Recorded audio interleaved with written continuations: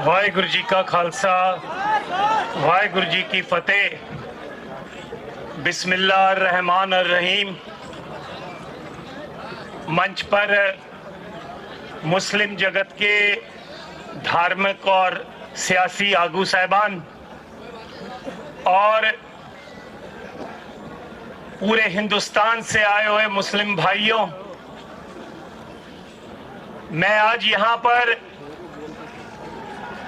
आपको ये जताने आया हूं कि इस लड़ाई में आप अकेले नहीं है, हम आपका पूरा पूरा साथ देंगे।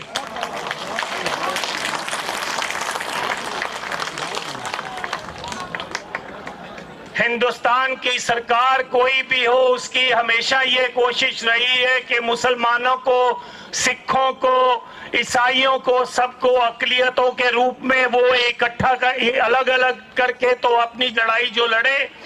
आज आपकी ताकत को देखते हुए एक और बड़े मुहाज की आज आप नींव रख रहे हैं कि हम अक़लियत नहीं है, हम मेजॉरिटी हैं।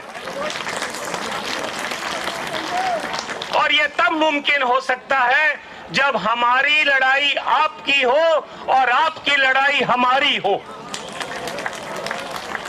ये तब हो सकता है जब वक्फ बोर्ड की जमीनें अगर बिहार में उठाई जाती हैं या कोई धक्का किया जाता है या यूपी में किया जाता है, तो पंजाब में से मुसलमान और सिख भाई वहां जाकर लड़ाई लड़े और अपने जो है उनको बताएं कि ये हम बर्दाश्त नहीं करेंगे। और मैं आपको ये बताना चाहता हूं, ये फितरत में है।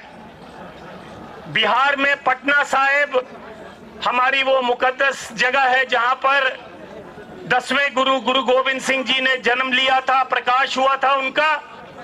वहां की जमीनें भी डिस्ट्रिक्ट जज के अधीन हैं। आधे से ज्यादा जमीनें 1956 से लेकर आज तक छीन ली गई हैं।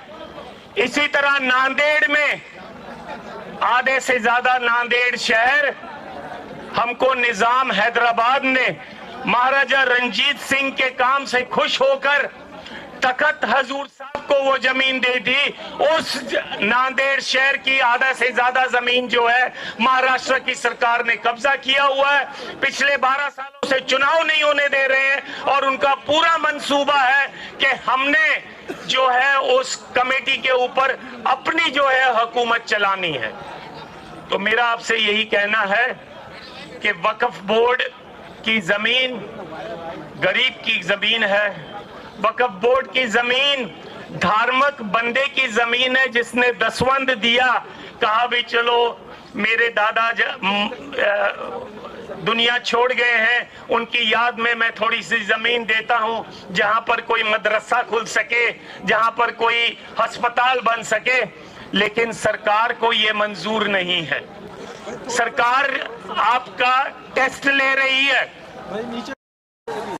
आपको इस टेस्ट में पास होना है और इस लड़ाई को केवल दिल्ली तक सीमित नहीं करना है, पूरे हिंदुस्तान के एक एक सूबे में लेके जाना है और यकीनी बनाना है कि ये जो धक्का है हम बर्दाश्त नहीं करेंगे। मेरी आपसे गुजारिश है, डॉक्टर इलियास साहब से, बाकी सारे जो सज्जन यहाँ पर बैठे हैं उनसे भी, इसको केवल एक दिन का धरना मत बनाओ।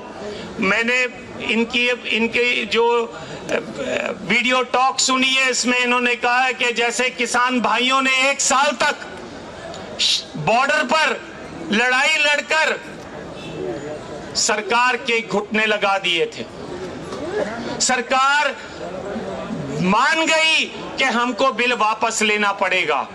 तो अगर वक्फ बोर्ड की, औकाफ बोर्ड की जमीनों को बचाना है तो आप भी इस लंबी लड़ाई के लिए तैयार रहें और हम आपका पूरा पूरा साथ देंगे। और उसके लिए अगर हमें जंतर मंतर पर भी 1 साल बैठना क्यों ना पड़ जाए, हम आपका पूरा साथ देंगे। और यदि हमें यह ऐसा लगे कि हमको यूपी और दिल्ली का बॉर्डर सील करना है तो हम उसके लिए भी तैयार रहेंगे। ये रीजनल लड़ाई नहीं है, ये धार्मिक लड़ाई है। और धार्मिक लड़ाई धार्मिक जज्बे से ही लड़ी जा सकती है। तो आओ, हम आपका पूरा साथ देंगे। आप यकीनी बनाओ कि आप साथ लें। अगला मोर्चा अगर जरूरत पड़े तो मलेरकोटले में लगाओ, लुधियाना में लगाओ, और सारे हिंदुस्तान से जो मुसलमान भाई है वहां पर आए, और हम सिख भाई जो हैं वो भी रल मिलकर आपका पूरा वहां साथ देंगे और सरकार को एक मैसेज देंगे, मुसलमान की लड़ाई हमारी लड़ाई है और हमारी लड़ाई आपकी लड़ाई है।